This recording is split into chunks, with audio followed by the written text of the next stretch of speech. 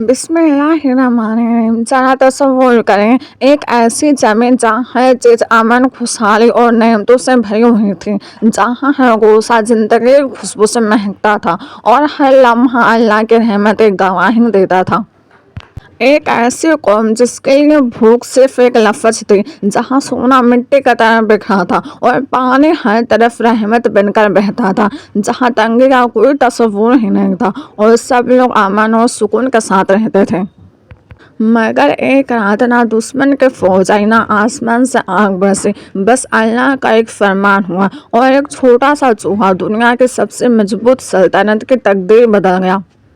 मारिब का आजिम बंद टूटा, रहमत का है बन गई और जन्नत जैसा सर हमेशा के लिए तहस होगा।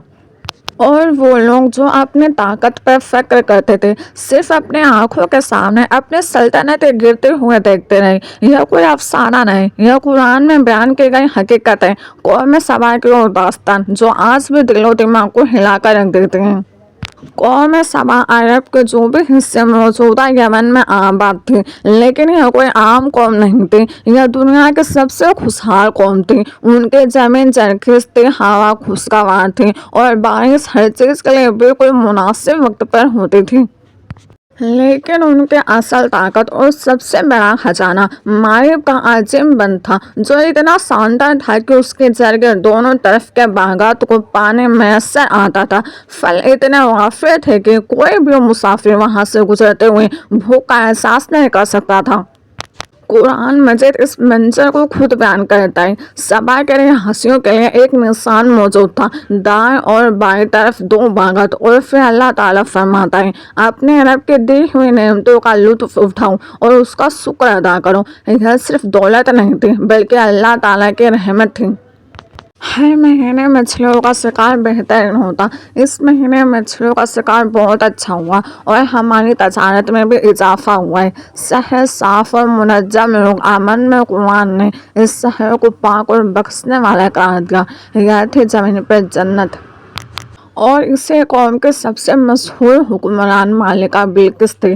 तफसीर इब्न कसीर के मुताबिक बिल्किस एक बाफहम, दाना और ताकतवर मालिका थी। उनका तख्त शानदार और सल्तनत दूर दूर तक मशहूर थी। यहाँ तक कि उनका जिक्र अल्लाह के नबी हज़रत सुलेमान अलैहिस्सलाम तक पहुँचा। हज़रत सुलेमान अलैहिस्सलाम वो नबी थे जिन्हें अल्लाह ताला ने बेमिसाल ताकत दी थी। जिन्नात उनके हुक्म के ताबे थे, परिंदे उनकी जुबान समझते थे और हवा भी उनके लिए चलती थी। उन्होंने मालिका बिल्किस को खत भेजा, जिसके अल्फाज कुरान में बयान हुए। यह खत हज़रत सुलेमान अलैहिस्सलाम तक पहुँचा। अलैहिस्सलाम की तरफ से और अल्लाह के नाम से शुरू होता है। दावत दी गई कि अल्लाह के सामने सजदा करो। बिल्किस ने मशवरा किया और तोहफे भेजे, सोना, चांदी और जवाहरात। मगर हज़रत सुलेमान अलैहिस्सलाम ने सब वापस कर दिए और फरमाया कि जो अल्लाह ने मुझे दिया है वह तुम्हारी दौलत से कहीं ज़्यादा कीमती है और बेहतर है। यहाँ बिल्किस समझ गए कि यह कोई आम बादशाह नहीं, बल्कि अल्लाह के नबी है। फिर वो खुद हज़रत सुलेमान अलैहिस्सलाम के हुजूर आए और जब शीशे के महल में दाखिल हुई तो पानी समझकर अपना लिबास उठा लिया। तब हकीकत उनके सामने खुली। उस वक्त बिल्किस ने कहा, परवरदिगार, मैं गलत थी, अब मैं अल्लाह पर ईमान लाती हूँ। तफसीर इब्न कसीर के मुताबिक बिल्किस के बाद कौम सबा ने भी इस्लाम कबूल कर लिया। यह था कौम सबा का रूहानी और दुनियावी उर्ज। मगर वक्त हमेशा एक जैसा नहीं रहता। बिल्किस का दौर खत्म हुआ, नस्लें बदले, हुक्मरान बदले और शुक्र की जगह गुरूर ने ले ली। लोग यहाँ कहते हैं, बाग हमने बनाया या बंद हमने खुद खड़ा किया, या दौलत हमारी अकल का नतीजा है। अल्लाह का जिक्र कम हुआ और अपनी ताकत का नशा बढ़ गया। अल्लाह ने उन्हें तभी के नबी भेजे, मगर उन्होंने मजाक उड़ाया। तुम्हारी अकल का कमाल, ये बाग तुम्हारी अकल का कमाल नहीं, यह रब के रहमत है। अगर तुमने शुक्र छोड़ दिया तो यह रहमत तुम पर बोझ बन जाएगी। लेकिन कौम सबा हंसती और जवाब देती, तुम हमें डरा रहे हो। देखो, हमारा मारीबंद पहाड़ों की तरह मजबूत है, क्या तुम्हारे रब उसे भी गिरा सकता है? नबी फिर कहते, अल्लाह जब पकड़ करता है तो वजह बड़े नहीं होती। صرف اس کا حکم کافی ہے، مگر قوم کے چہروں پر صرف غرور اور تکبر ہوتا، اور اگر عذاب آنا ہوتا تو وہ کب کا آ چکا ہوتا۔ ہماری سلطنت محفوظ ہے، ہمارے بند بے مثال ہیں، ہمیں کوئی نقصان نہیں پہنچا سکتا۔ یہی وہ الفاظ ان کی زبان پر ہمیشہ رہتے۔ سال گزرتے گئے، اللہ کے نبی مسلسل سمجھاتے رہے کہ سنبھل جاؤ، اللہ کی رحمت قہر بڑھنے سے پہلے سنبھل جاؤ، مگر ان کے دل پتھر بن چکے تھے۔ وہ کہتے یہ ہماری برابری کرنے آئے ہیں، اس کی حیثیت ہی کیا ہے؟ نبی پکارتے رہے بن سے نہیں، اللہ تعالیٰ سے ڈرو، میرا جواب ملتا ہے ہمیں عذاب سے ڈرانا چھوڑ دو، ہم اپنی طاقت اور دولت سے ہر خطرہ روک لیں گے۔ اور یہی وہ لمحہ تھا جہاں سے ان کے زوال کا فیصلہ ہو چکا تھا۔ قرآن یہاں ایسی حقیقت بیان کرتا ہے جو عقل کو جھکجھور دیتی ہے۔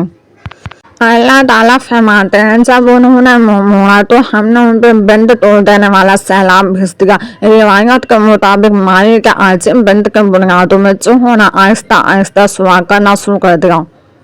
لوگ دیکھتے ہیں مگر غرور میں اندھے تھے۔ یہ ہماری طاقت کی علامت ہے، یہ معمولی جانور ہمارا کچھ نہیں بگاڑ سکتا۔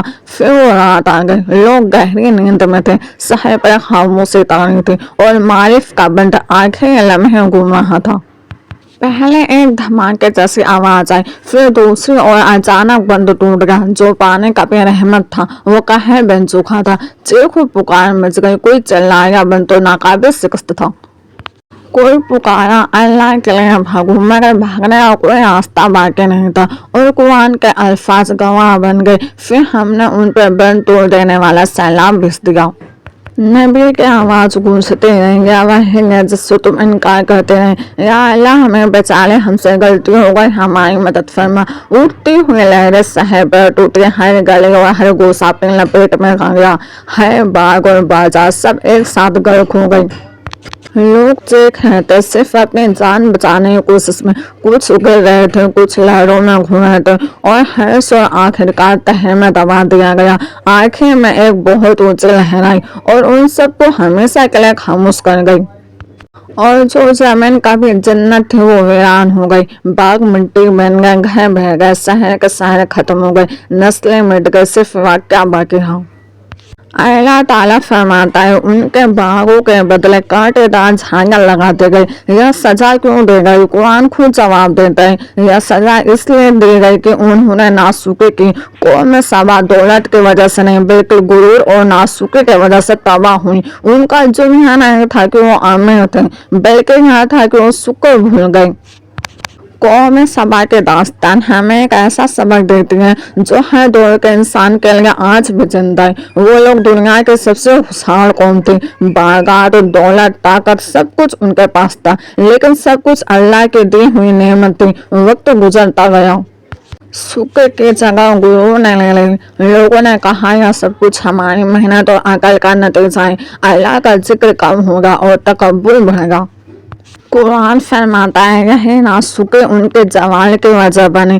تصور کریں ایک چھوٹا سا چوہا اللہ کے حکم سے مالک کا عظیم بند توڑ دیتا ہے اور پوری سلطنت زمین میں دب جاتی ہے، باغات مٹی بن گئے، شہر بڑھ گئے، نسلیں مٹ گئی، صرف واقعہ رہ گیا۔ یہاں سے ہمیں سبق ملتا ہے کہ دولت یا طاقت انسان کو محفوظ نہیں رکھتے، اصل تحفظ اللہ کے نعمتوں کا شکر ادا کرنے میں ہے۔ غرور، تکبر اور ناشکری کبھی بھی تباہی سے بچا نہیں سکتے۔ یہ واقعہ صرف قوم سبا کے لیے نہیں بلکہ ہم سب کے لیے ہے۔